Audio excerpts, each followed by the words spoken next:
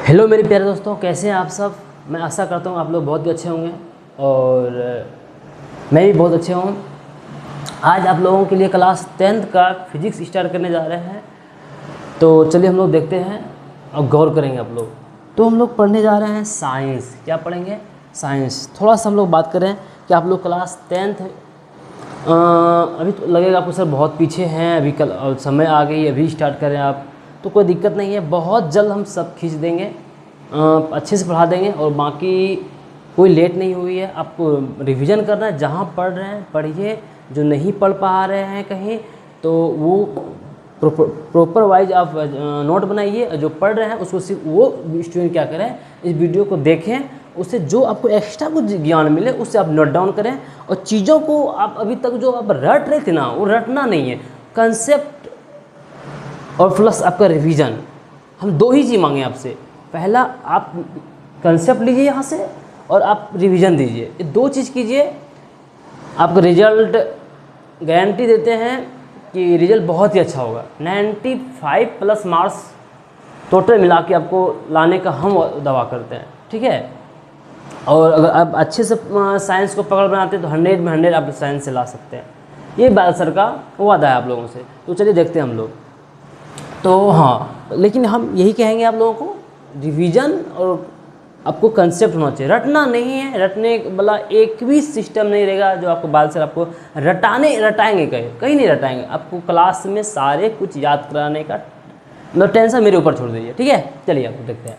तो हम लोग क्या क्लास 10 स्टार्ट कर रहे हैं, उसमें से फिजिक्स पढ़ेंगे। तो हम लोग थोड़ा देख लेते हैं। इसमें ये फिजिक्स साइंस का हिस्सा होता है,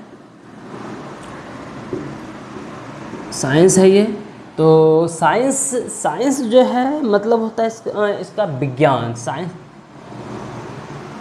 क्या होता है इसका विज्ञान, हम लोग थोड़ा देखेंगे। आपको अभी आपको उतारना नहीं है, अगर कोई उतारेंगे तो उतारना नहीं है। आराम से आपको उतारने की भी टाइम मिलेगी, आप वीडियो रोक के भी उतार सकते हैं बाद में, नहीं तो आपको उतारने का हम दे देंगे, आपको बाद में कुछ नहीं करना है। तो साइंस विज्ञान, विज्ञान जो बाबू है दो शब्द से मिलकर बनी है, दो शब्दों से मिलकर बनी है विज्ञान। देखिएगा, एक है बी, क्या है बी, एक है ज्ञान, क्या है बाबू ज्ञान। तो बी और ज्ञान मतलब हुआ, बी का अर्थ होता है विशेष। क्या बोले हम आपको? बी का अर्थ होता है विशेष, ज्ञान तो ज्ञान है। विशेष ज्ञान मतलब किसी भी क्षेत्र में आपको विशेष ज्ञान ही विज्ञान है। अर्थात बी का अर्थ क्या बताया आपको हम? विशेष। क्या बोले? विशेष। और ज्ञान, इससे क्या अर्थ निकला? विज्ञान दो शब्द से, बी विशेष ज्ञान। बी का अर्थ ये दो शब्द से मिलकर बी प्लस ज्ञान, विज्ञान। विज्ञान में दो शब्द है, क्या क्या है? विशेष प्लस ज्ञान। बी का अर्थ क्या होता है? विशेष। विशेष ज्ञान को ही क्या बोलेंगे हम लोग? विज्ञान। क्या बोलेंगे? विशेष ज्ञान को विज्ञान का। लेकिन ये परिभाषा नहीं है, आपको समझने के तौर पे बहुत अच्छा है कि ये विशेष ज्ञान किसी भी सेक्टर में अगर आपको विशेष ज्ञान माध्यम है तो उसे क्या बोलेंगे हम लोग? विज्ञान।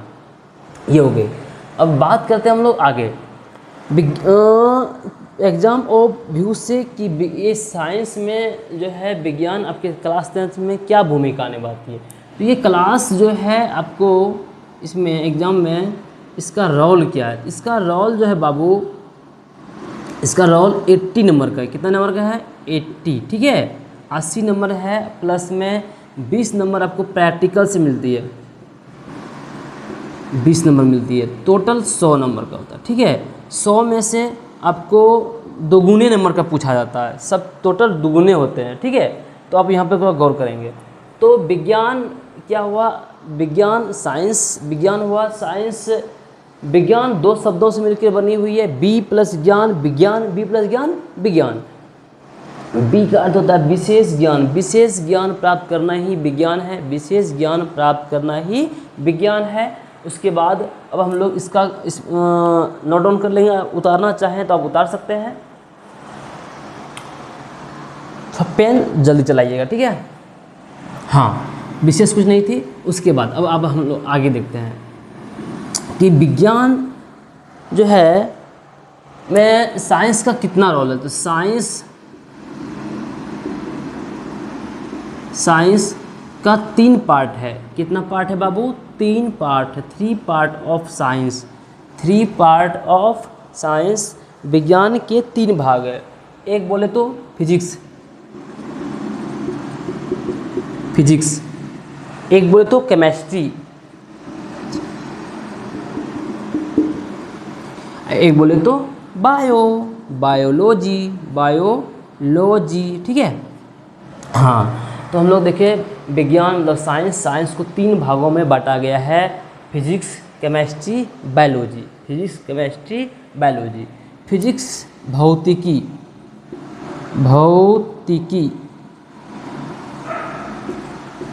केमिस्ट्री को रसायन शास्त्र बोलते हैं, और ये बायोलॉजी जीव विज्ञान।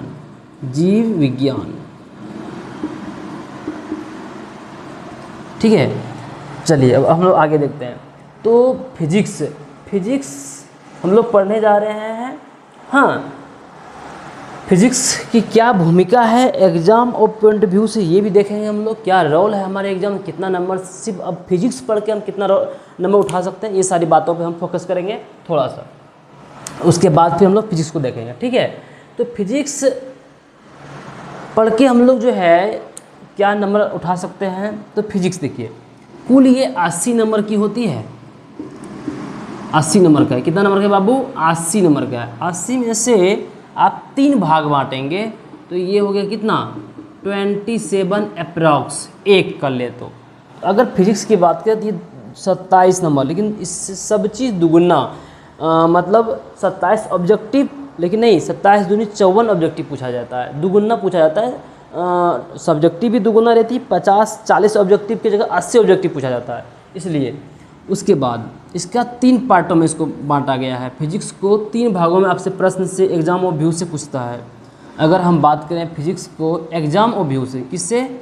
एग्जाम ऑफ व्यू, एग्जाम की दृष्टि से हम फिजिक्स देखें, आपको 3 तरह से क्वेश्चन पूछा जाता है। एक क्वेश्चन आपको वो हो गया जिससे मतलब वो ऑब्जेक्टिव होती है, ऑब्जेक्टिव। दूसरा शॉर्ट, तीसरा लॉन्ग। ठीक है, लॉन्ग क्वेश्चन।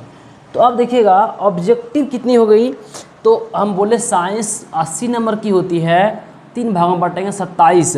तो 27 तो ये भौतिकी से आना चाहिए थी, लेकिन इसका दुगुना पूछा जाता है, अर्थात इस 27 तो ऑब्जेक्टिव इस पूछेगा, और फिर 4 आपको शॉर्ट क्वेश्चन मिलेंगे, क्योंकि उसमें से कोई सी 2 को बनाना होता है। अगर आप चारों जानते हैं तो चारों बनाइए। सपोज दैट अगर आप 4 जान रहे हैं तो 4 बनाना है, तो कितना हो गया? तो 4 अगर आप जान रहे हैं, 4 जान रहे हैं, तो ये 2-2 नंबर की होती है, तो कितना हो गया? ये 27 एक नंबर का। और एक लॉन्ग क्वेश्चन 6 नंबर का होता है, एक ही पूछा जाता है। तो 27 नंबर का ऑब्जेक्टिव हो गया, 8 नंबर का आपको 2 नंबरिया क्वेश्चन हो गया, एक लॉन्ग क्वेश्चन हो गया 6 नंबर का। कुल अगर हम लोग निकालें कितना हो गया? क्या ये आ रही है क्या? हाँ, आ जा रही है। तो ये हो गया आपका 27। ये देखने गए थे कि आपको ये नीचे दिख रहा है कि नहीं दिख रहा है? 27, 8, 6, 41 हो गया आपका। हाँ, सब दुगुना पूछा जाता है, इसीलिए 41 हुआ। अब मान लेते हैं आपको 80 ऑब्जेक्टिव पूछा, आपको उसमें से 40 बनाना है कोई भी। तो अगर आपको फिजिक्स का ज़्यादा क्वेश्चन आ रहा है तो आप फिजिक्स का ही बनाइए, क्या दिक्कत है? कोई दिक्कत नहीं है ना। हाँ, तो अब आपको किसी 40 को ही बनानी होती है। तो आप फिजिक्स का अगर ज़्यादा क्वेश्चन को फिजिक्स की आ रही है तो कोई दिक्कत नहीं, फिजिक्स बना दीजिए। तो आपको टोटल 41 और 20 आपको प्रैक्टिकल मिलती है, 20 प्रैक्टिकल हो गया। अर्थात बात करें सिर्फ फिजिक्स पढ़ के आप क्लास 10th में, सिर्फ फिजिक्स पढ़ के क्लास 10th में 61 नंबर साइंस में अर्थात फर्स्ट डिवीज़न ला सकते हैं। और थोड़ा और आप मेहनत करते हैं तो फिर क्यों नहीं 100 में 100 ला सकते हैं, और आप आराम से ला सकते हैं। इसलिए तो सिर्फ पढ़ा देना और पढ़ लेना दिमाग नहीं होता है, और हम डेवलप नहीं कर पाते हैं, टॉप नहीं बन पाते हैं। हमारे लोकल के लड़के क्यों नहीं टॉपर बन पाते हैं? यही रीज़न है, लोकल के बच्चे टॉपर नहीं करते हैं। लेकिन रीज़न है, हम लोग भी टॉपर करेंगे, आप हमारे बच्चे भी टॉपर करेंगे। हमारे बच्चे किए हैं, आप लोग पढ़े हैं, जो टॉपर की लिस्ट में आए हैं हमारे ऑफलाइन बैच पे, ऑफलाइन में जहाँ पढ़ा रहे थे उस समय, और अभी तो ऑनलाइन आ गए, क्योंकि मेरी आप लोग जान रहे हैं कि हमारी अब जॉब हो गई है, तो हम बहुत दिनों के बाद हम ऑनलाइन आए हैं आप लोगों के लिए। आप लोगों का मांग था सर आप ऑनलाइन आइए, तो हम आप लोगों के लिए जो बच्चे जिनकी अच्छे टीचर से नहीं पढ़ पा रहे थे उनके लिए मैं ऑनलाइन आया, जो बच्चे जिनको फीस की जो कमी थी, पैसे की प्रॉब्लम थी, उनके लिए मैं ऑनलाइन आया, और जिन्हें बाल सर का आदत लग गई थी पढ़ने का उनके लिए ऑनलाइन आया, और उनके लिए भी ऑनलाइन आया जिसे सही शिक्षा अभी नहीं मिल पा रही है, सही टीचर से पढ़ने का मतलब मौका नहीं मिल पा रही थी, उसके गार्जियन उसे सही शिक्षक तक नहीं पहुंचा पा रहे थे, जो भी वजह हो उसके लिए मैं ऑनलाइन आया। तो आप लोग के लिए, हम सभी के लिए, आप लोग सभी के लिए ऑनलाइन आए हुए हैं। हम अपने ड्यूटी करके भी आप लोगों के लिए आपको पढ़ा सकते हैं, समय निकाल सकते हैं, तो आप लोग शिद्दत से पढ़ें। तो 61 नंबर, इसलिए आप एक दिमाग में एक एवरेज कर लीजिए कि हम लोग 61 सिर्फ फिजिक्स पढ़ के ला सकते हैं, इसमें कहीं कोई दिक्कत की बात नहीं है। चलिए अब इसको हम क्या मिटा देते हैं, इससे आगे हम लोग अब बात करते हैं फिजिक्स पर, ठीक है। अगर आप लिखना चाहें तो लिख सकते हैं, एक फिजिक्स के फर्स्ट पेज के ऊपर आप लिख दीजिए, आपके दिमाग में एडजस्ट रहेगा, लिख दीजिए आप।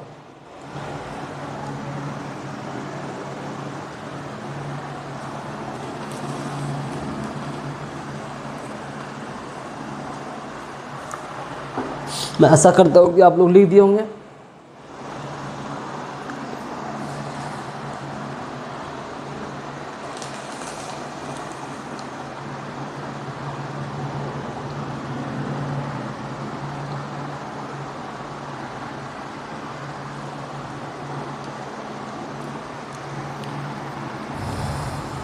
चलिए अब मिटा देते हैं।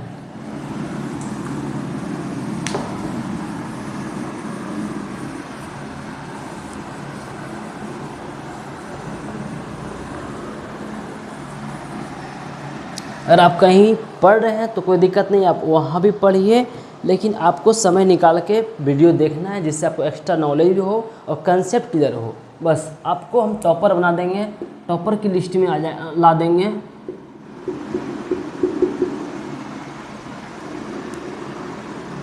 आपको टॉपर की लिस्ट में हम ला देंगे, बस उसके लिए आपको सिर्फ यही करना है,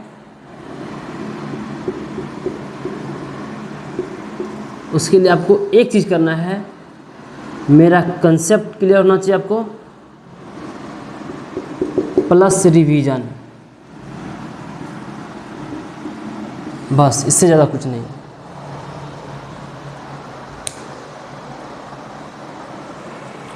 टॉपर की लिस्ट में हम आपको ला देंगे, बस उसके लिए आपको कंसेप्ट प्लस रिवीजन होना चाहिए। आपकी मेरा कंसेप्ट आप बार बार से रिवीजन करेंगे, हम आपको टॉपर तक पहुंचा देंगे, मेरा ये गारंटी रहा। ठीक है बच्चों, चलिए आगे देखते हैं। अब हम लोग बात करें किसी ऊपर, फिजिक्स के ऊपर। किसके ऊपर? फिजिक्स।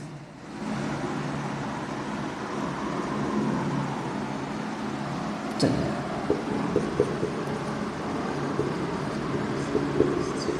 फिजिक्स, भौतिकी, क्या बोलेंगे?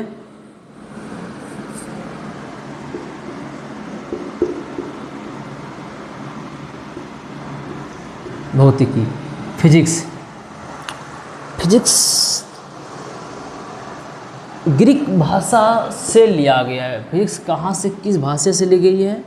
फिजिक्स जो है ग्रीक भाषा से ली गई। कहाँ से ली गई फिजिक्स? ग्रीक भाषा। उसका के कहाँ से? तो फुसिस शब्द से बना है, ग्रीक भाषा से ली गई है। और ग्रीक भाषा के किस शब्द से ये बना है फिजिक्स? फिजिक्स जो है ग्रीक भाषा के फुसिस, FUSSIS,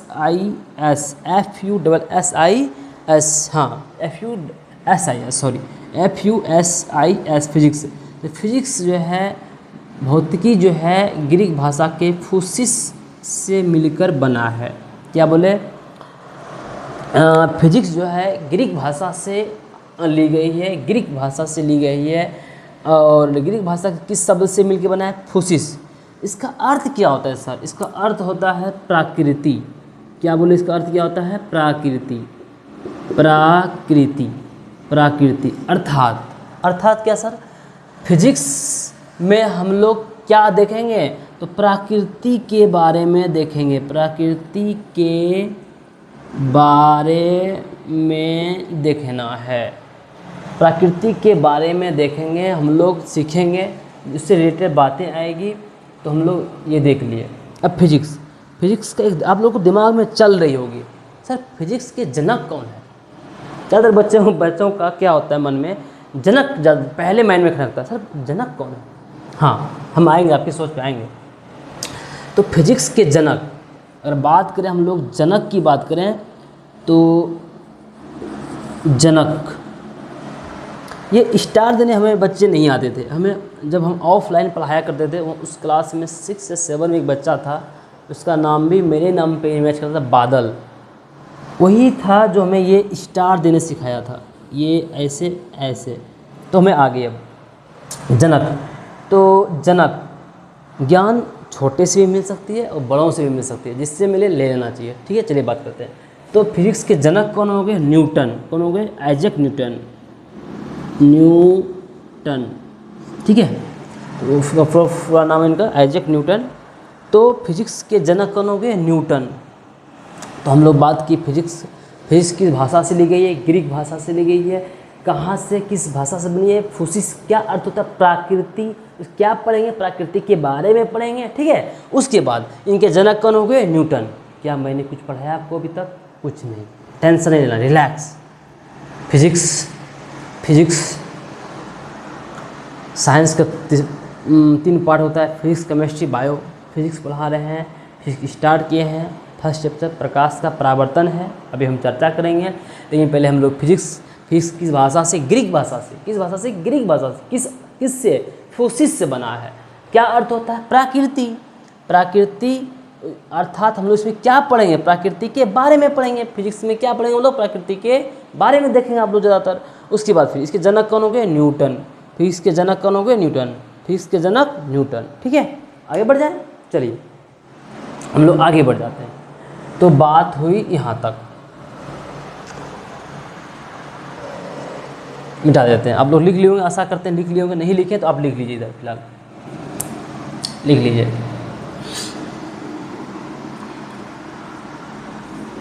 अब हम लोग फर्स्ट चैप्टर का नाम क्या है, प्रकाश का परावर्तन। आपको फिजिक्स के फर्स्ट चैप्टर का नाम क्या है, प्रकाश का परावर्तन।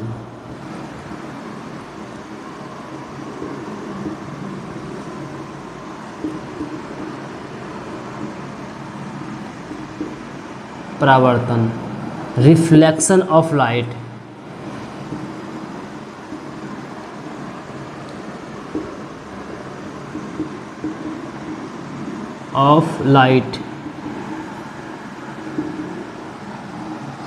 ठीक है, प्रकाश का परावर्तन, रिफ्लेक्शन ऑफ लाइट। लिख लिए आप लोग, इसको मिटा दें। चलिए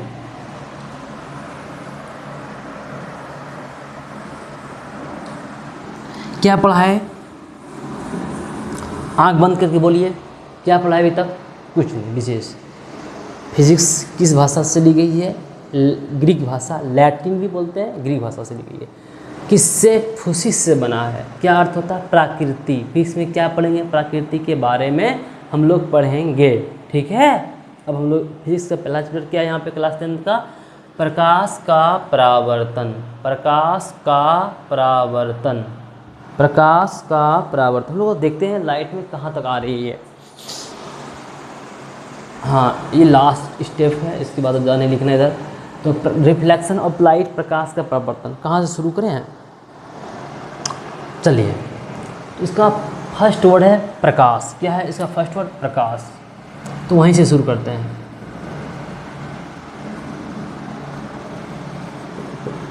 प्रकाश, लाइट।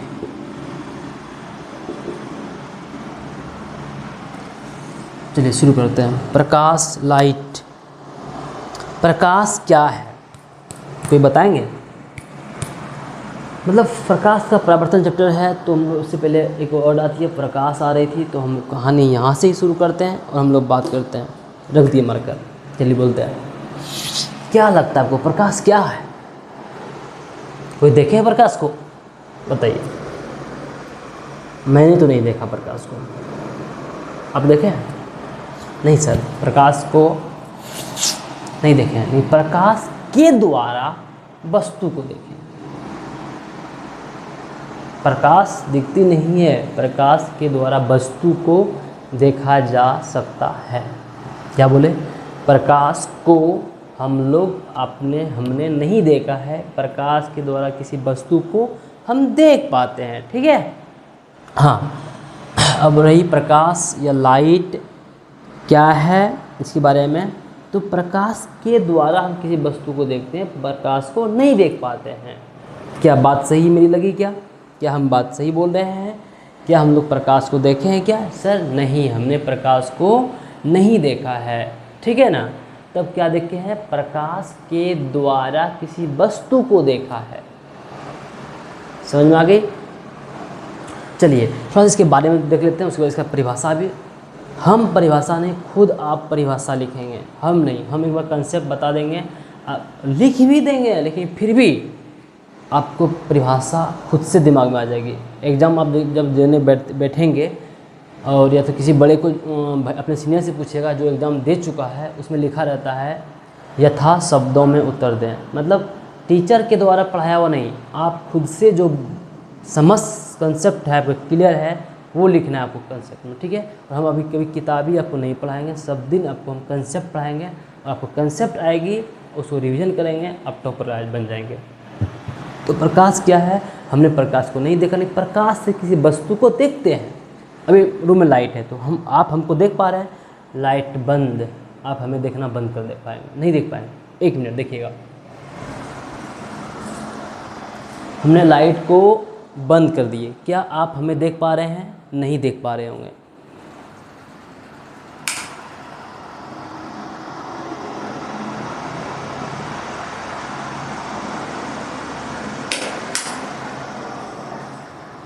क्या आप हमें देख पा रहे थे? नहीं देख पा रहे थे। लेकिन जैसे ही प्रकाश आई तो आप हमें देख पाने लगे, आप हमें देख पाने लगे। तो हम बात करते हैं कि हमने प्रकाश को नहीं देखा है, प्रकाश के द्वारा वस्तु को देखते हैं, प्रकाश को देखना संभव नहीं है। तो प्रकाश है क्या है सर?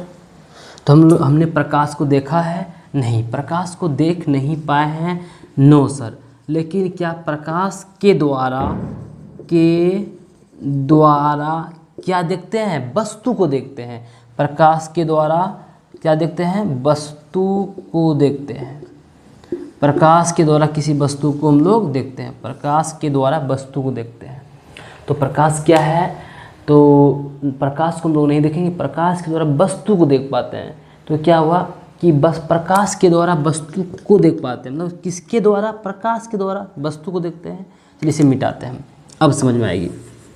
देखिएगा, क्या बोले हम?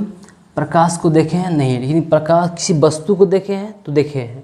तो किसके द्वारा? प्रकाश के द्वारा। अब किसी के द्वारा होता है वो माध्यम होता है। किसी के द्वारा, मान लेते हैं आप एक जगह से आप स्कूल से छुट्टी हुई, आप जा रहे थे, आपके गांव के भैया आ गए बाइक चलाते हुए, आप उनने लिफ्ट मांग लिए, तो आप घर पहुंच गए। कितना में पहुंचते थे? 10 मिनट में, पहुंच गए 2 मिनट में। तो आप 2 मिनट में कैसे पहुंचे? उस भैया के द्वारा पहुंचे, उनकी सहायता से पहुंचे। मतलब जिसके द्वारा कोई क्रिया संपन्न हो जाए उनकी मदद होती है, द्वारा होती है। तो आप स्कूल से 2 मिनट में पहुंच गए घर, तो 2 मिनट में पहुंच गए तो उनके द्वारा। इसी प्रकार हम प्रकाश एक माध्यम हो गया, भैया भी एक माध्यम हो गए, आपके स्कूल से घर छोड़ने वाले आपके माध्यम बन गए। उसी प्रकार या आपके माध्यम गाड़ी बन गए, एक तरफ से समझिए तो बाइक से छोड़ दिए तो सेम, वो एक जिसके द्वारा वो माध्यम बन गया। तो प्रकाश भी एक माध्यम है, किसके? वस्तु को दिखने के लिए। प्रकाश क्या है? प्रकाश एक माध्यम बन गया वस्तु को देखने के लिए। हाँ, तो परिभाषा बन गई सर जी। प्रकाश क्या है? प्रकाश एक वैसा माध्यम है जिसके द्वारा, प्रकाश एक ऐसा माध्यम है। ये एक टॉर्च लेते हैं, इसको हम जलाते हैं, ये प्रकाश इससे निकल रही है। देखिएगा, प्रकाश निकल रही है, आप देखेंगे प्रकाश निकल रही है। तो अब मान लेते हैं यहाँ पे दिख रहा है, वस्तु को, वस्तु, ये वस्तु है, इसको देख पा रहे हैं हम लोग, अच्छे से देख पा रहे हैं। तो उसको कैसे देख पा रहे हैं? तो क्या है, प्रकाश एक ये माध्यम है, इसी के द्वारा वस्तु को देखते हैं। तो प्रकाश क्या है? प्रकाश वैसा माध्यम है जिसके द्वारा वस्तु को देखते हैं, उसे प्रकाश कहते हैं। प्रकाश क्या है? एक वैसा माध्यम जिसके द्वारा वस्तु को देख पाते हैं। वैसा माध्यम जिसके द्वारा वस्तु को देख पाते हैं, उसे प्रकाश कहते हैं। समझ में आ गई क्या? समझ में आ गई? वैसा माध्यम, प्रकाश क्या है? वैसा माध्यम जिसके द्वारा वस्तु को देख पाते हैं, सिंपल प्रकाश है। समझ में आ गई होगी? प्रकाश क्या है? वैसा माध्यम जिसके द्वारा वस्तु को देख पाते हैं, प्रकाश है। चलिए, तो आप लोग लिख लेंगे, और यही परिभाषा सिंपल है आपकी परिभाषा के रूप में। और प्रकाश हम लोग देखे नहीं, आगे भी हम लोग देखेंगे अच्छे से परिभाषा। अभी और बना, आप परिभाषा कई परिभाषा बना सकते हैं, एक परिभाषा नहीं, आप अनंत परिभाषा बना सकते हैं। चलिए देखिए यहाँ पे, तो प्रकाश क्या है? प्रकाश एक माध्यम है, प्रकाश वैसा माध्यम है। प्रकाश क्या है? प्रकाश वैसा माध्यम है, माध्यम है जिसके द्वारा, प्रकाश वैसा माध्यम है जिसके द्वारा किसी भी वस्तु को आसानी से देख पाते हैं। तो एक अच्छा वर्ड लें आसानी के लिए, सुगमता। सुगमता मतलब तो आसानी, तो वस्तु को सुगमता से देख पाते हैं,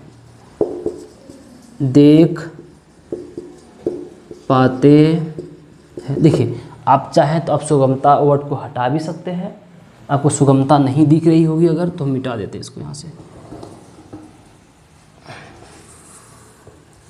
चलिए, प्रकाश वैसा माध्यम जिसके द्वारा किसी वस्तु को, वैसा माध्यम है जिसके द्वारा किसी वस्तु को सुगमता पूर्वक, ऐसे भी लिख सकते हैं आप लोग, सुगमता मतलब आसानी पूर्वक, ठीक है, पूर्वक देख पाते हैं। ठीक है, प्रकाश वैसा माध्यम है जिसके द्वारा किसी वस्तु को सुगमता पूर्वक मतलब आसानी पूर्वक देख पाते हैं। क्या ये ग्रीन पेन दिख रही है आप लोगों को? क्या? हाँ, थोड़ी थोड़ी दिख रही है, ब्लैक के जैसा ही दिख रही है, लेकिन ये ग्रीन है, लेकिन उगती नहीं। ये ब्लू है, आपको ब्लू भी दिख रही है, नहीं दिख रही पता नहीं, देखते हैं ब्लू क्या दिख रही है आपको, ब्लू टाइप का? नहीं, सब एक तरह ही दिख रही है, इसलिए हम ब्लैक ही यूज करें फिलहाल। कोई बात नहीं, यूज करेंगे इन लोगों को भी। तो क्या देखें, प्रकाश क्या है? वैसा माध्यम है जिसके द्वारा किसी वस्तु को हम लोग क्या करते हैं? देख पाते हैं, या जिसके द्वारा किसी वस्तु को आसानी पूर्वक देख पाते हैं। आप ऐसा ही बोल सकते हैं, प्रकाश वैसा माध्यम है जिसके द्वारा किसी वस्तु को हम आसानी पूर्वक देख पाते हैं, उसे हम प्रकाश कहते हैं। ठीक है, अब प्रकाश को आप लोग अच्छा एक बात जानते हैं, सुने होंगे कि बल्ब जो है ना, मतलब बल्ब भी ले या किसी भी ले, कि बल्ब एक प्रकाश को ऊर्जा के रूप में भी जाना जाता है। ठीक है ना, इसे आप लोग पढ़े होंगे या जानते होंगे, या ऐसे देखिए कहा जाता है कि बल्ब, विद्युत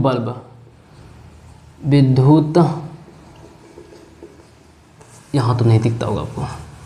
चलिए, ये हो गया, आप लोग नोट डाउन कर लिए होंगे। थोड़ा सा एक और पॉइंट ऑफ व्यू से देखें, बात करें तो हम लोग इधर बात करते हैं, इसको मिटा देते हैं।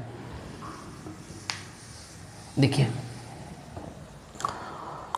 थोड़ा सा देखिएगा आप लोग, मतलब आप लोग सुने होंगे किसी की, देखिए लालटेन, देखें आप लोग, लालटेन बना ही दे, लालटेन नहीं, चलो ये मान लेते हैं हम लोग का क्या है, एक लालटेन है। ऐसे ही घर में लालटेन हुआ करती थी पहले, इसी टाइप का, और इसके बीच में ऐसे शीशा बैठ जाया करती थी, है कि नहीं, और ऐसे होती थी, ऐसे कुछ करके होती थी, आपको नहीं दिख रही होगी, जो भी है। हाँ, ये लालटेन है। अब क्या होता था, इसमें केरोसिन तेल इसमें डबाडब भरा हुआ रहती थी। ठीक है, इसमें केरोसिन तेल भरी हुई रहती थी। एक बत्ती होती थी, यहाँ ऐसे करके निकली हुई रहती थी। ये बत्ती जो है लंबा होती थी, ये बत्ती लंबा होती थी, ये बत्ती लंबा होती थी और ये जाके इसमें डूबी रहती थी, ठीक है, तेल में। तो आप देखते थे कि ये तब ये बत्ती ऐसे जलती थी, आप देखते थे ये जलती थी, ठीक है। हाँ, ये आप देखते थे कि ये जलती थी, अब ये देखते थे जलती थी, ठीक है। देखिएगा, आप गौर कीजिएगा, तो ये जलती थी। तो ये कैसे जलती थी? ये किरोसिन तेल जो है, केरोसिन जो है, ये एक रासायनिक ऊर्जा है। ये ऊर्जा, ये रासायनिक ऊर्जा, किरोसिन तेल क्या हो, रासायनिक ऊर्जा बदल दिया किसमें, तेल को प्रकाश में बदल दिया। तो ये रासायनिक ऊर्जा थी, तेल थी, और ये किसमें बदल गया, प्रकाश। और उष्मा भी देती है, तो ये बात की बात है, उष्मा भी देती है, ये उष्मा भी देती है। तो हम लोग देखेंगे कि लालटेन क्या करता था, रासायनिक ऊर्जा को प्रकाश ऊर्जा में बदल दे रहा था। इसे मिटा देते हैं, ठीक है। तो प्रकाश को प्रकाश ऊर्जा में बदल देता है। आप लोग सुने होंगे इस तरह की बातें कि विद्युत बल्ब जो है विद्युत ऊर्जा को प्रकाश ऊर्जा में बदल देता है। अब देखिए, मतलब एक विद्युत बल्ब हुआ, मान लेते हैं ये बल्ब है, इसमें क्या हुआ, रासायनिक बैटरी है एक में, तो रासायनिक ऊर्जा को किस में बदल दिया, प्रकाश ऊर्जा में बदल दिया ना। तो उसी प्रकार मतलब इसमें एक बैटरी लगी हुई है, इसकी बैटरी में तो केमिकल है, तो रसायन है, रासायनिक ऊर्जा को प्रकाश ऊर्जा में बदल दिया, ये जल गया, टॉर्च जल गया, देख पा रहे हैं आप लोग। सेम उसी प्रकार तो एक ऊर्जा को, उसी प्रकार एक ऊर्जा को ऊर्जा में बदल रहा है। इसका मतलब प्रकाश ऊर्जा में बदल रहा है, रासायनिक ऊर्जा को प्रकाश ऊर्जा में। इसमें रसायन बैटरी है, तो रासायनिक ऊर्जा को यहाँ भी प्रकाश ऊर्जा में बदल रहा है। इससे क्या अर्थ निकल रहा है, इससे अर्थ ये निकल रही है, इससे अर्थ ये निकल रही है कि प्रकाश एक ऊर्जा के रूप में होती है। समझ में आ गया क्या, प्रकाश किस रूप में होती है, ऊर्जा के रूप में भी होती है। प्रकाश किस रूप में होती है, ऊर्जा के रूप में होती है। और कौन सी ऊर्जा होती है प्रकाश, तो बताइए, प्रकाश ऊर्जा के रूप में कौन सी ऊर्जा है, प्रकाश ऊर्जा के रूप में कैसी ऊर्जा है, प्रकाश ऊर्जा के रूप में कैसी ऊर्जा है। और प्रकाश को हम लोग एक तरंग के रूप में भी जानते हैं, तरंग के रूप में भी जानते हैं। प्रकाश को हम लोग कण के रूप में भी जानते हैं, ठीक है।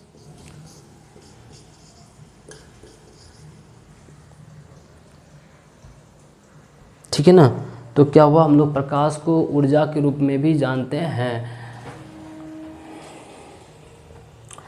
तो अगर ऊर्जा के रूप में जाने तो प्रकाश कैसी ऊर्जा है, एक प्रकाश ऊर्जा है, तरंग के रूप में बात करें तो तरंग के रूप में ये है प्रकाश विद्युत चुम्बकीय तरंग। प्रकाश क्या है, प्रकाश क्या है, विद्युत चुम्बकीय तरंग। प्रकाश विद्युत चुम्बकीय तरंग है।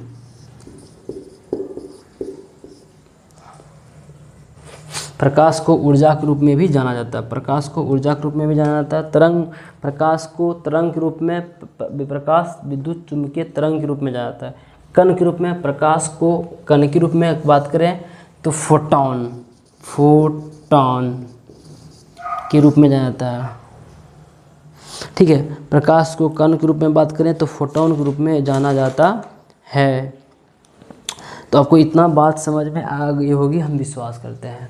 तो अभी ऊर्जा के रूप में कैसे कैसे, तो इसका रूपांतरण हम लोग पढ़ेंगे कि चैप्टर में। प्रकाश को जैसे कि अभी देखिए लालटेन जो है रासायनिक ऊर्जा को प्रकाश ऊर्जा में बदल रहा था, ये देख लिए हम लोग। फिर देखे हम लोग कि विद्युत रासायनिक ऊर्जा को प्रकाश ऊर्जा में टॉर्च भी बदल रहा था। फिर विद्युत बल्ब विद्युत ऊर्जा को प्रकाश उसमें ऊर्जा में बदल रहा था।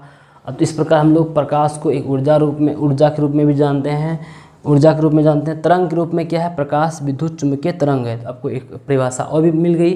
प्रकाश क्या है, एक वैसा प्रकाश क्या है, प्रकाश एक विद्युत चुम्बकीय तरंग है जिसके द्वारा किसी वस्तु को हम देख पाते हैं। ऐसी परिभाषा बोल सकते हैं आप।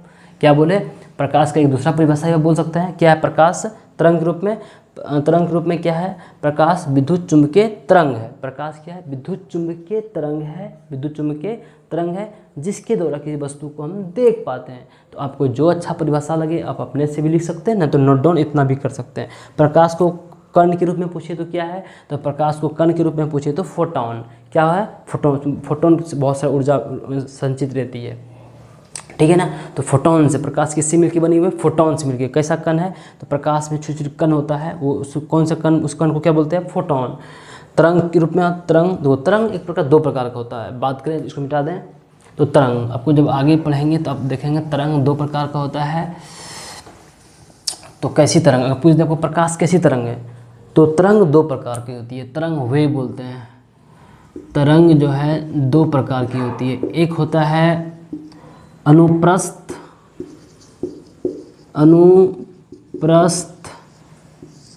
तरंग, और एक होता है अनुदैर्घ्य तरंग। दैर्घ्य तरंग, ठीक है। एक होता है अनुप्रस्थ तरंग, एक होता है अनुदैर्घ्य तरंग। तो प्रकाश को किस तरंग के रूप में जाना जाता है? प्रकाश को ये तरंग या प्रकाश ये तरंग है? तो तरंग के रूप में तो जाना जाता है। किस तरंग के रूप में? तो प्रकाश को अनुप्रस्थ तरंग के रूप में जाना जाता है। प्रकाश को अनुप्रस्थ तरंग के रूप में जाना जाता है। प्रकाश को अनुप्रस्थ तरंग के रूप में जाना जाता है। अनुदैर्घ्य तरंग क्या होता है? तो अनुदैर्घ्य तरंग जो होता है, ध्वनि एक अनुदैर्घ्य तरंग है। क्या बोले? ध्वनि साउंड जो मेरा निकल रहा है, ये अनुदैर्घ्य तरंग है, ठीक है। तो बात हम प्रकाश की कर रहे हैं। तो प्रकाश अगर हम अनुप्रस्थ तरंग के रूप में जाने तो ये अनुप्रस्थ तरंग, प्रकाश क्या है? प्रकाश जो है एक अनुप्रस्थ तरंग है। प्रकाश कैसे तरंग के रूप में, कैसे तरंग है? तो तरंग के रूप में अनुप्रस्थ तरंग है। और अनुप्रस्थ तरंग तो आपको पूछेगा ऑब्जेक्टिव में, प्रकाश किस प्रकार की तरंग है? प्रकाश अनुप्रस्थ तरंग है, और ऑब्जेक्टिव ऑप्शन में दे सकता है। हाँ, फिर आपको पूछेगा प्रकाश विद्युत चुम्बकीय तरंग के रूप में। प्रकाश विद्युत के रूप में विद्युत चुम्बकीय तरंग है। तरंग के रूप में तो अनुप्रस्थ तरंग है। कण के रूप में फोटोन है। प्रकाश का ऊर्जा का रूपांतरण हम लोग देखेंगे। ऊर्जा, प्रकाश एक को ऊर्जा भी पाया जाता है, प्रकाश में ऊर्जा भी पाया जाता है। प्रकाश है क्या? तो प्रकाश किसी भी वस्तु को देखने में, ऐसे किसी वस्तु को देखने के लिए दो चीज़ होना चाहिए। वस्तु को देखने के लिए क्या क्या होना चाहिए? दो चीज़ों की आवश्यकता है। किसी भी वस्तु को देखने के लिए दो चीज़ों की आवश्यकता होती है। वस्तु को देखने के लिए दो चीज़ों की आवश्यकता होती है। अदर पेन का यूज करके देखें आप लोग को दिखता है या नहीं। तो वस्तु को, एक होता है आपको आँख, वस्तु को देखने के लिए आपको आँख होना जरूरी है। दूसरा प्रकाश, ठीक है ना। तो आप लोगों को ये बात समझ में आनी चाहिए कि आँख होना बहुत ज़रूरी है। किसी वस्तु को देखने के लिए आँख और प्रकाश होना ज़रूरी है, ठीक है। तो हम लोग प्रकाश पे इतनी सारी बात किए, थोड़ा और बात कर लें अगर, तो अवस्था, पदार्थ की अवस्था के रूप में बात करें प्रकाश को, तो चलिए इतना अपने आप नोट डाउन कर लीजिए। इसके बाद आगे हम बात करते हैं।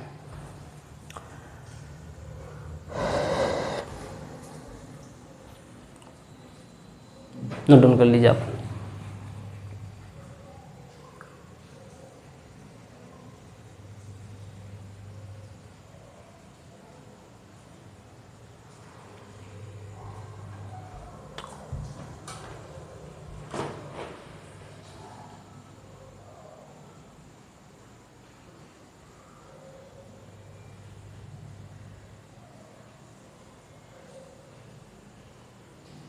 चलिए, विश्वास करते हैं कि आप लोग नोट डाउन कर लिए होंगे।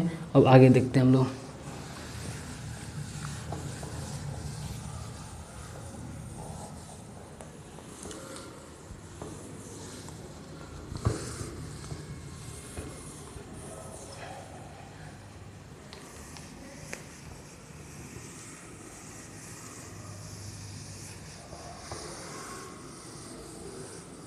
तो आपको पूछा जा सकता है, आपको ये पूछा जा सकता है, अगर आपको पूछा जाता है तो आपको ये पूछा जा सकता है कि प्रकाश को देखने, किसी वस्तु को देखने के लिए किन चीज़ों की आवश्यकता है। तो सिंपल सी है, पहले प्रकाश होना चाहिए, दूसरा आपका आँख होना चाहिए। आँख ही नहीं देगा तो कैसे देखिएगा? अंधे, तो अगर आँख नहीं तो आप अंधे हैं, नहीं देख पा रहे हैं। दूसरी चीज़, वस्तु किसी वस्तु को देखने के लिए दो चीज़ों की आवश्यकता होती है, पहला आँख, दूसरा प्रकाश। तो प्रकाश क्या है? प्रकाश वैसा माध्यम है जिसके द्वारा किसी वस्तु को हम सुगमता से आसानीपूर्वक देख सकते हैं। उसके बाद क्या बताया, शॉर्ट टर्म में रिवीजन हो जाएगी आपकी। दूसरा बताए प्रकाश एक ऊर्जा के रूप में भी पाया जाता है। उसके बाद प्रकाश तरंग के रूप में बात करें तो कैसी तरंग है? तो प्रकाश जो है एक अनुप्रस्थ तरंगे हैं। कैसी तरंग है? अनुप्रस्थ तरंगे हैं। और फिर विद्युत चुम्बकीय तरंग भी है। प्रकाश एक विद्युत चुम्बकीय तरंग है जिसके द्वारा किसी वस्तु को देख पाते हैं। आप ऐसा भी परिभाषा लिख सकते हैं, ठीक है, कोई दिक्कत नहीं है। फिर कण के रूप में बात करें तो प्रकाश, और कण के रूप में बात करें तो कण के रूप में प्रकाश कैसा कण है? तो फोटोन है। अगर ये ऑब्जेक्टिव आपको पूछा जाता है तो जो हम स्टार लगा दें उसे आप नोट डाउन करेंगे, रिमेंबर पॉइंट के रूप में उसे नोट डाउन करेंगे, ठीक है। हाँ, तो आपको ये अब नेक्स्ट बात करें हम, अगर नेक्स्ट बात करें तो अवस्था, वस्तु की अवस्था, वस्तु की अवस्था की बात करें या पदार्थ की अवस्था आप लोग जानते होंगे, थोड़ा सा इसमें लेंगे हम, ज़्यादा तो नहीं लेंगे। आप जानते हैं मुख्यतः इसकी तीन अवस्था होती है। एक होता है ठोस अवस्था, कितनी होती है? मुख्यतः तीन अवस्था होती है। एक होती है ठोस, एक होती है द्रव, एक होती है गैस। ठोस, द्रव, गैस। ठोस के कण बहुत घने होते हैं, बहुत ज़्यादा क्या होते हैं? घने होते हैं। पूरा ऐसा वाला होता है। ठोस के कण कैसे होते हैं? ऐसा वाला होता है, ऐसा वाला। और द्रव के कण थोड़े जो है विरल होती है। और गैस के कण बहुत दूर दूर होती है। पार्टिकल कण जो होती है बहुत दूर दूर होती है। देखिएगा, जब प्रकाश चलेगी तो किसमें सबसे आसानी से पार करेगी? प्रकाश इसमें आसानी से पार कर जाएगी, या इसमें पार करेगी, या इसमें पार करेगी आसानी से? तो प्रकाश जो है सबसे ज़्यादा किसमें पार करेगी? तो गैस में। गैस में प्रकाश सबसे ज़्यादा पार करेगी, ठीक है ना। हाँ, तो गैस में प्रकाश सबसे ज़्यादा पार करती है। उसके बाद उससे कम किस में देखें? तो उससे कम द्रव में देखें, और उससे भी कम ठोस में देखें। किस में देखें? ठोस में देखें। तो प्रकाश जो है किस में सबसे अधिक ऊर्जामान होती है? प्रकाश सबसे ज़्यादा अगर ऊर्जामान है तो वो गैस में है। किस में है? गैस में सबसे ज़्यादा ऊर्जा होती है। द्रव में उससे कम होती है प्रकाश की ऊर्जा। ठोस में प्रकाश की ऊर्जा बहुत ही कम होती है। ठोस से होकर वो पार नहीं कर पाती है। आप इस तरह से आप लोग देख सके हैं। ऐसे पदार्थ की अवस्था और भी है, प्लाज्मा भी है, बॉस आइंस्टाइन कंसंट्रेशन भी, ऐसे लेकिन हम लोग उतना दिमाग नहीं लगाना है। मुख्यतः तीन अवस्था होती है। और फिर ये ठोस, द्रव, गैस। तो हम लोग प्रकाश की बात करें तो प्रकाश सबसे ज़्यादा जो है इसमें पार कर सकती है। तो सबसे ज़्यादा हम लोग देखेंगे प्रकाश किसमें पार कर जाएगी, किसमें सबसे अधिक ऊर्जा होती है। तो प्रकाश की ऊर्जा सबसे अधिक गैस में होती है, द्रव में कम और ठोस में सबसे कम। ठोस में सबसे कम। लेकिन अगर ध्वनि की बात करें, ये हो गया प्रकाश। किसकी बात कर रहे थे हम लोग? प्रकाश की, प्रकाश की, ठीक है। अब हम लोग अगर ध्वनि की बात करें, ध्वनि की बात करें, थोड़ा सा ये वर्ड यहाँ पे नहीं, ध्वनि पढ़ाते चैप्टर तो वो होता है, लेकिन फिर ले लेते हैं। अगर हम ठोस की बात करें और द्रव की बात करें, फिर गैस की बात करें, तो ठोस में ज़्यादा ध्वनि पारक ऊर्जा होती है। ठोस में ध्वनि ऊर्जा सबसे अधिक होती है। तो सबसे अधिक ध्वनि ऊर्जा ठोस की, उससे कम द्रव की, फिर गैस की। इसका अपोजिट हो जाता है, ठीक है। तो आपको रिमेंबर पॉइंट ग्रुप में ये रखना है, ठीक है। तो अभी तक हम आपको क्या पढ़ा है? प्रकाश पढ़ा है। प्रकाश क्या है? प्रकाश एक वैसा विद्युत चुम्बकीय तरंग है जिसके द्वारा किसी वस्तु को देख पाते हैं। आप अपने रूप से परिभाषा आप बनाइए, कोई दिक्कत नहीं कि सर जो पढ़ाए वही आप मतलब परिभाषा याद होना चाहिए, नहीं, आपको यथा शब्दों में आप परिभाषा बनाइए। प्रकाश क्या एक वैसा माध्यम है जिसके द्वारा किसी वस्तु को हम आसानी से देख पाते हैं या सुगमता से देख पाते हैं, एक ही बात है। ये हो गई प्रकाश। प्रकाश को अगर ऊर्जा के रूप में किस रूप में आता है? एक ऊर्जा के रूप में आता है। प्रकाश तरंग की बात करें तो कैसा तरंग? तरंग दो प्रकार का होता है, एक अनुप्रस्थ, एक अनुदैर्घ्य। अनुप्रस्थ अनुदैर्घ्य तरंग कितने हो गए? दो। अनुप्रस्थ अनुदैर्घ्य, अनुप्रस्थ अनुदैर्घ्य। तो प्रकाश कैसा तरंग है? तो अनुप्रस्थ तरंगे हैं। प्रकाश की तरंगे अनुप्रस्थ तरंगे हैं। प्रकाश कैसी तरंगे हैं? अनुप्रस्थ तरंगे हैं। उसके बाद फिर बात करें हम प्रकाश किसको कण, प्रकाश को कण के रूप में फोटोन, प्रकाश कण के रूप में कैसा पाया जाता है? फोटोन के रूप में पाया जाता है। ये हो गया। उसके बाद फिर सबसे प्रकाश में की सबसे ऊर्जा किस में होती है? तो प्रकाश की ऊर्जा सबसे अधिक, सबसे ज़्यादा प्रकाश किस में पार करती है आसानी से? गैस में, एकदम फट से पार हो जाती है। तो गैस में प्रकाश की ऊर्जा बहुत ही अधिक होती है, उससे कम द्रव में, उससे भी कम ठोस में, अपोजिट ध्वनि की होती है। अब बात करें एक वर्ड आती है निर्वात। क्या होती है? निर्वात। तो आप लोग एक इसको भी लिख लेंगे नोट पॉइंट के रूप में, निर्वात। अब निर्वात क्या होता है? फिर ये बात जानिए। तो निर्वात क्या होती है? तो निर्वात क्या होती है? मान लेते हैं कि अगर कोई एक खाली स्थान है, क्या है? एक खाली स्थान है, यहाँ पे खाली स्थान है, इसमें बहुत सारा गैस वायु भरा हुआ है। क्या है? बहुत सारा वायु भरा हुआ है। हाँ, किसी भी खाली जगह पे, खाली जगह है तो वहाँ वायु भरा हुआ है, लेकिन जहाँ वायु ना हो उसे वैक्यूम या निर्वात कहते हैं। क्या बोलते हैं? निर्वात कहते हैं। मतलब जहाँ वायु ना हो, जहाँ वैसा स्थान जहाँ पे वायु ना हो उसे क्या बोलते हैं? या वायुमंडल ना हो उसे क्या बोलते हैं?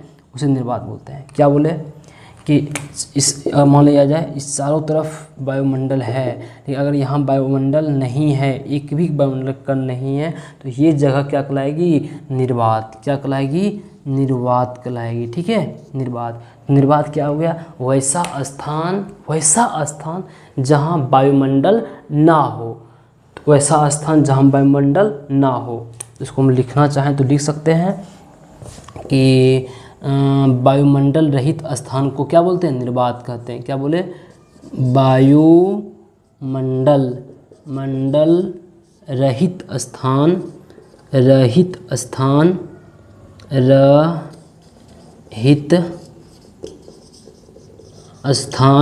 वायुमंडल रहित स्थान को निर्वात कहते हैं। निर्वात कहते हैं। तो आप लोग समझ में आए होंगे निर्वात क्या है बहुत अच्छे से। जहाँ वायुमंडल हवा ही ना हो, वायुमंडल हो ही ना, उसे क्या बोलेंगे? निर्वात। जैसे हम लोग वायुमंडल देखेंगे, पृथ्वी के 5 परत होती है। एक होता है नीचे पृथ्वी, अगर मान लेते हैं इधर एक थोड़ा सा ले बात, ये पृथ्वी अगर है तो ये 5 परत होती है वायुमंडल की। उसके बाद उधर वायुमंडल होती ही नहीं है, उसे वहाँ उस स्थान को हम लोग क्या बोलते हैं? निर्वात। क्या बोलते हैं? निर्वात। देखिएगा ये पृथ्वी है, पृथ्वी के बाद ये जो होता है एक क्षोभ मंडल, क्या होती है? क्षोभ मंडल। ठीक है, उसके बाद ये जो बात करें थोड़ा सा हम जाएंगे, ये ज्योग्राफी का भी पॉइंट है और एक फिजिक्स का भी पॉइंट होता है। ठीक है, थोड़ा सा हम निर्वात के बारे में जाएंगे, थोड़ा सा चले जाएंगे, ज़्यादा देर तक नहीं जाएंगे। वहाँ क्षोभ मंडल इधर दिख रहा है, थोड़ा देख ले हम लोग, उधर नहीं दिख रहा होगा, हाँ दिख रहा है। तो ये क्षोभ मंडल हो गया, ये फर्स्ट वाला क्षोभ मंडल। सेकेंड की बात करें, ये समताप मंडल हो गया, ये समताप मंडल। इसकी बात करें, ये हो गया आपका मध्य मंडल या आयन मंडल, इसका नाम आयन मंडल है। ठीक है, सॉरी, क्षोभ मंडल, समताप मंडल, आयन मंडल, ओजोन मंडल। ठीक है, और फिर बहिर्मंडल। तो क्षोभ मंडल, समताप मंडल, और ये हो गया मध्य मंडल या आयन मंडल उसको बोलते हैं। आयन ओजोन मंडल होता है ये शायद, आयन मंडल, उसके बाद फिर ये ओजोन मंडल, ये बहिर्मंडल सबसे बाहर। इसके बाद जो स्थान होता है उसे क्या बोलते हैं हम लोग, उसके बाद के स्थान को क्या बोलते हैं हम लोग, उसके बाद के स्थान को निर्वात बोलते हैं, जहाँ कोई वायुमंडल होती ही नहीं है। थोड़ा सा मुझे कन्फ्यूजन लग रहा है ये मंडल में, तो अभी देख लेते हैं, आपको बता देंगे। तो संताप मंडल, क्षोभ मंडल, उसके बाद फिर क्या होगी आयन मंडल, ओजोन मंडल, ठीक है कोई दिक्कत नहीं है, ठीक है ना। ओजोन मंडल तो हम लोग इतना देख लिए कि संताप मंडल पहला होता है क्षोभ मंडल, उसके बाद संताप मंडल, उसके बाद फिर उसके आगे चलते हैं तो ओजोन मंडल, उसके बाद फिर आयन मंडल और फिर बहिर्मंडल। आयन मंडल, हाँ आयन, ओजोन मंडल, आयन मंडल, हाँ सही बात। ये पहले हो गया क्षोभ मंडल, संताप मंडल, उसके बाद फिर ओजोन मंडल, आयन मंडल, बहिर्मंडल, उसके बाद कोई मंडल ही नहीं होता, अर्थात वहाँ पे कोई मतलब नहीं पाया जाता, कुछ भी वायुमंडल नहीं पाता। उस जहाँ पे कोई वायुमंडल नहीं हो, निर्वात क्या हुआ, तो वैसा स्थान जहाँ कोई वायुमंडल ना हो, उससे हम 1 मिनट हम देख लेते हैं आपके नोट में क्या ये सही है, थोड़ा भी कन्फ्यूजन लग रही है तो नहीं होना चाहिए कन्फ्यूजन।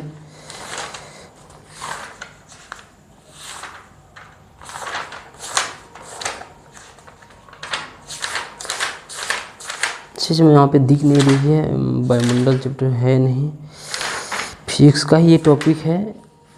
तो ताप मंडल फिर मध्य मंडल, ठीक है हम लोग ठीक पढ़ रहे थे कि पहले संताप मंडल, क्षोभ मंडल, संताप मंडल, उसके बाद फिर क्या हो गया मध्य मंडल। मध्य मंडल को क्या बोलते हैं हम लोग, ओजोन मंडल, ठीक है ना।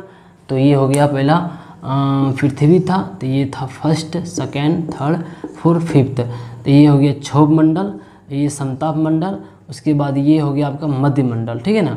मध्य के 2 इधर से भी हो गया और 2 इधर से भी हो जाता है, तो ये मध्य मंडल हो गया। इसी को बोलते हैं हम लोग ओजोन मंडल। फिर आयन मंडल, बहिर्मंडल, इसके बाद कोई मंडल नहीं है, इसके बाद जो कोई मंडल नहीं है इसे क्या बोलते हैं हम लोग, इसे ही बोलते हैं हम लोग, इसे क्या बोलते हैं हम लोग, इसे बोलते हैं हम लोग इसे ही बोलते हैं हम लोग निर्वात। तो निर्वात क्या हुआ, निर्वात क्या, वायुमंडल रहित, यहाँ जहाँ पे कोई वायुमंडल ना हो उससे हम लोग बोलते हैं निर्वात। क्या बोलते हैं, निर्वात। तो इतना समझ में आ गया होगा। निर्वात में प्रकाश कितना होता है, निर्वात में कुछ एक कण भी नहीं रहता है, तो यहाँ पे प्रकाश बहुत ही ज़्यादा तेज़ी से गमन करती है।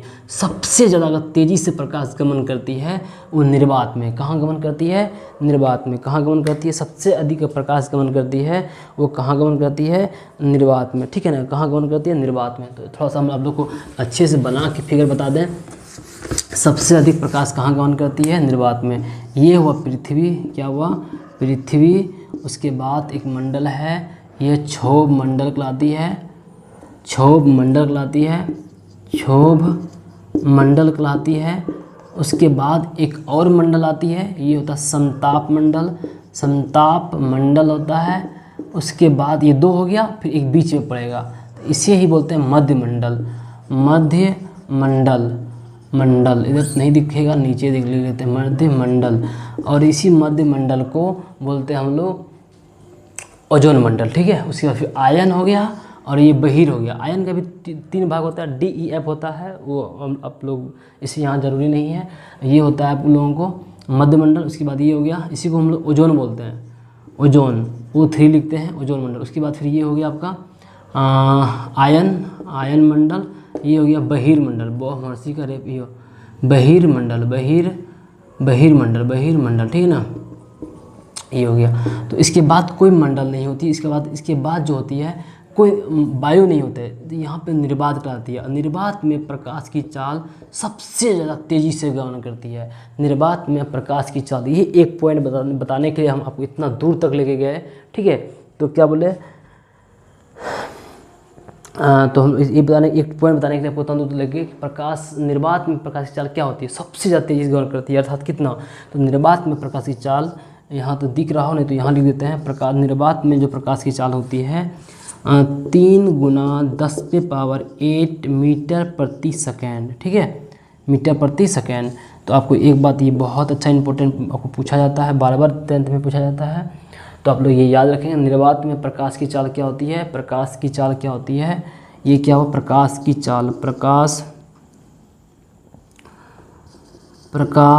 की चाल, प्रकाश की चाल। तो आप लोग देखेंगे तो निर्वात में प्रकाश की चाल कितना होता है, 3 × 10⁸ मीटर प्रति सेकेंड, 3 × 10⁸ मीटर प्रति सेकेंड।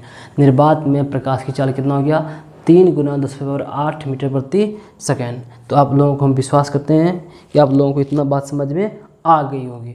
तो आज का क्लास इतना ही नहीं देते हैं, उसके बाद फिर हम नेक्स्ट वीडियो बनाएंगे, उसमें बात करेंगे प्रकाश के बाद, फिर प्रकाश के बाद हम किरण पे बात करेंगे, किरण क्या है, जैसे आपको क्लास 10 में जो चैप्टर में दी हुई है बुक में, बात करेंगे आपको प्रकाश स्रोत क्या है, प्रकाश स्रोत किसे कहते हैं, सोर्स ऑफ लाइट क्या है, फिर किरण क्या है, फिर प्रदीप्त वस्तुएं क्या है और प्रदीप्त वस्तुएं क्या है, हाँ, किरण पुंज क्या होती है, कितने प्रकार की होती है, उसके बाद फिर पारदर्शी वस्तु और पारदर्शी, इस तरह से हम लोग शुरू करेंगे और बहुत ही अच्छी तरह से देखेंगे।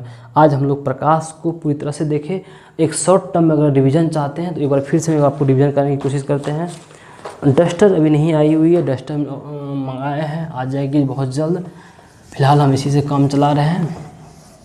देखिए हम लोगों को आपको शॉर्ट टाइम में क्या रिवीजन कराए, तो बात करें तो बहुत आसानी से आप लोग रिवीजन कर लें एक बार कि हम लोग बात किए प्रकाश पे। प्रकाश क्या है, प्रकाश वैसा विद्युत चुम्बकीय तरंग है जिसके द्वारा किसी भी वस्तु को हम आसानी से देख पाते हैं, उसे हम क्या बोलते हैं। एक्चुअली हम जब वीडियो बनाते हैं तो फ़ैन चलाते हैं तो आवाज़ आती है, इसलिए हम फ़ैन बंद कर देते हैं।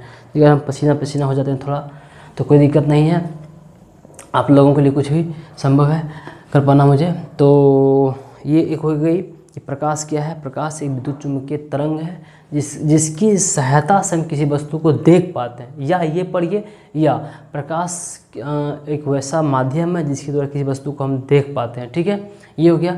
फिर प्रकाश को हम तरंग किस रूप में पाया जाता है, ऊर्जा के रूप में पाया जाता है। कण के रूप में कहें तो एक फोटोन के रूप में पाया जाता है। फिर प्रकाश को तरंग के रूप में देखें, कैसी तरंग है, तो अनुप्रस्थ या अनुदैर्घ्य, तो अनुप्रस्थ तरंग है। कैसी तरंगें हैं, अनुप्रस्थ तरंगें हैं प्रकाश। फिर बात करें हम लोग एक और विद्युत चुम्बकीय, प्रकाश को विद्युत तरंग, कैसा तरंग माना जाता है, प्रकाश को विद्युत चुम्बकीय तरंग माना जाता है। विद्युत के रूप में विद्युत चुम्बकीय तरंग माना जाता है, ठीक है ना। उसके बाद फिर प्रकाश सबसे ज़्यादा किस में गमन करती है, सबसे ज़्यादा निर्वात में गमन करती है। कितना चाल होता है, 3 × 10⁸ मीटर प्रति सेकेंड। निर्वात में प्रकाश की चाल कितना होता है, निर्वात में वैक्यूम में प्रकाश की चाल क्या होती है। पहले निर्वात है क्या, जहाँ पे कोई वायुमंडल ना हो, जहाँ पे कोई वायुमंडल नहीं हो, उसे क्या बोलते हैं हम लोग, उसे बोलते हैं हम लोग, जहाँ पे कोई वायुमंडल ना हो, जहाँ पर कोई वायुमंडल ना हो, उसे निर्वात कहते हैं। निर्वात में प्रकाश की चाल सबसे अधिक होती है, कितना होती है, 3 × 10⁸ मीटर प्रति सेकेंड होता है। उसके बाद फिर निर्वात देख लिए, निर्वात में प्रकाश की चाल देख लिए। उसके बाद फिर हम लोग क्या देखें, फिर एक मंडल भी देख लिए। कितने मंडल कितने प्रकार के होते हैं, 5 प्रकार के, 6 मंडल, समताप मंडल। फिर मध्य में आ गया तो मध्य मंडल, इसे ओजोन मंडल भी बोलते हैं। आयन मंडल, बहिर्मंडल, आयन मंडल और बहिर्मंडल। थोड़ा कन्फ्यूजन हो गया था ये दोनों में, तो कोई दिक्कत नहीं है। ये नहीं कि सर को आता नहीं, ऐसा नहीं सोचना आप लोगों को, मतलब थोड़ी सी कन्फ्यूजन हो गई थी। तो मध्य मंडल, आयन मंडल, बहिर्मंडल। उसके बाद ये 5 मंडल के बाद कोई मंडल नहीं होती, मतलब वहाँ पे वायुमंडल होती ही नहीं है। उसके बाद उस जहाँ पे कोई वायुमंडल नहीं होती है उसे निर्वात कहते हैं। सबसे ज़्यादा प्रकाश की चाल कहाँ पे होती है, निर्वात में होती है। एक पॉइंट और अगर हम लिखना चाहें आप तो लिख लें। देखिए मान लीजिए सूर्य है और ये पृथ्वी है, तो सूर्य से पृथ्वी के बीच जो प्रकाश की को आने में कितना समय लगता है, सूर्य से पृथ्वी पर प्रकाश को आने में कितना समय लगता है। तो ये क्वेश्चन ये भी आपको पूछा जाता है फिजिक्स में। तो सूर्य से पृथ्वी पर प्रकाश को आने में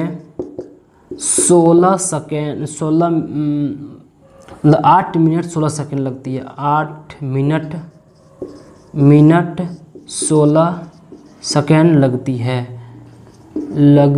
है, ठीक है। अगर आप ये भी जान सकते हैं या नहीं तो सूर्य से पृथ्वी पर प्रकाश को आने में 8 मिनट 16 सेकेंड, कहीं कहीं आपको 8 मिनट 20 सेकेंड में रहेगी, लेकिन एक्चुअल होता है 8 मिनट 16 सेकेंड एक्चुअल 8 मिनट। तो सूर्य से पृथ्वी पर प्रकाश को आने में कितना देर लगता है, तो 8 मिनट 16 सेकेंड लगती है, ठीक है। हाँ, उसके बाद फिर हम लोग ये देख लिए, यहाँ तक में कोई दिक्कत आप लोगों को नहीं होना चाहिए। मैं विश्वास करता हूँ कल आपको इसके आगे बहुत ही अच्छा सा पॉइंट पढ़ाएंगे कि प्रकाश स्रोत क्या है। इसके आगे कल जो हम पढ़ाने वाले हैं आप लोगों को थोड़ा सा लिख देते हैं, इससे आप नोट डाउन कर लीजिए, ठीक है। कल आज की क्लास इतना ही रहने देते हैं, ठीक है। आप लोग कोशिश कीजिए, आप लोग 1-1.25 घंटा का जो भी वीडियो बने आप उसको देखिए। मैं बहुत ही जल्द पूरी रिवीजन करा दूँगा, बहुत ही जल्द हम और सब्जेक्ट भी लाएंगे। मैं तो सारे सब्जेक्ट को लेने का हम कोशिश करेंगे। अभी आप जहाँ पढ़ रहे हैं पढ़िए, उसके बाद आप कोशिश कीजिए कि कंसेप्ट चीज़ को सीखें। कंसेप्ट सीखने में कोई मना नहीं है, कोई पैसा नहीं लगती है आपको। आराम से आप जो टाइम इन्वेस्ट करते हैं इधर उधर, उस टाइम में आप सर का वीडियो देख सकते हैं। नहीं तो आपको प्रॉपर जो स्टूडेंट प्रॉपर बाल सर को से पढ़ना चाहते हैं, मैं शिद्दत से आपको पढ़ाऊँगा। मैं वादा करता हूँ कि मैं बहुत ही अच्छे तरीक़े से पढ़ा रहा था और आज भी पढ़ाने की कोशिश करूँगा। मैं आपके साथ हमेशा खड़ा हूँ, इसलिए आप पढ़िए। और फिर थोड़ा सा हम पसीना हो जाते हैं, मतलब टाइम होने के बाद फ़ैन बंद रखना पड़ता है। आधा वीडियो में तो फ़ैन चालू ही थी, अब आज भी घर घर के आ रही होगी, भूल गए थे फ़ैन बंद करना। फिर आधा वीडियो में हम फ़ैन भी बंद किए हैं, तो अच्छा आवाज़ साउंड आ रही होगी शायद। तो फिर आज के लिए इतना ही, कल हम लोग आगे पढ़ेंगे और बहुत ही अच्छे तरीके से पढ़ेंगे। थैंक यू दोस्तों। और हाँ, एक चीज़ आप लोग, अगर आप लोगों को मेरी क्लास अच्छी लगती है तो इसे आप अपने दोस्त तक भी शेयर करें, जो कि वो भी अब पढ़ सके और आगे बढ़ सके आपकी तरह, मेरी तरह। आज जिस तरह हम जॉब कर रहे हैं, आप भी मेरी उम्र में आके जॉब करें और आपको भी एक मौका मिलेगी। अगर इस तरह कंसेप्चुअल चीज़ पढ़ेंगे तो आगे आपको बहुत आसान हो जाएगी पढ़ने में। 12th तो आपको बहुत इजी हो जाएगा। इसके आगे आप जब उतरेंगे, कंपटीशन क्षेत्र में उतरते हैं, किसी भी क्षेत्र में उतरेंगे, आपकी चीज़ें बहुत ज़्यादा आसान हो जाएगी। मैं आसान कर दूंगा चीज़ें। उस रूप में हम ऑब्जेक्टिव रूप में ला रहे हैं, क्योंकि दुनिया ऑब्जेक्टिव पे है, तो ऑब्जेक्टिव रूप में आपको पढ़ा रहे भी, सब्जेक्टिव ऑब्जेक्टिव सब पढ़ा रहे हैं, बेहतरीन तरीके से पढ़ा रहे हैं। आपका क्यूज स्टार्ट कर देंगे टेलीग्राम पे, लिंक हम टेलीग्राम का लिंक दे देंगे, वहाँ से जुड़िए। इंस्टाग्राम पर लिंक दे देंगे, वहाँ आप जुड़ सकते हैं। फेसबुक का लिंक देंगे, आप वहाँ से जुड़ सकते हैं। आप मुझसे जहाँ से, लेकिन टेलीग्राम जरूर ज्वाइन कीजिए, वहाँ पर क्यूज स्टार्ट होगी, वहाँ से आप जुड़ जाइए, ठीक है। और अच्छा लगे तो दोस्तों तक शेयर कीजिए, और कम से कम एक लड़का डेली हमारी क्लास को 5-5 दोस्तों को शेयर कीजिए। अपने व्हाट्सएप पे लगाइए, नहीं शेयर कर सकते हैं व्हाट्सएप पे लगाइए, इंस्टा पे लगाइए, फेसबुक पे लगाइए, जहाँ लगाना है आप, जहाँ आपको सुविधा मिले वहाँ लगाइए, बस लगाइए और शेयर कीजिए, ठीक है। थैंक यू दोस्तों, बाय।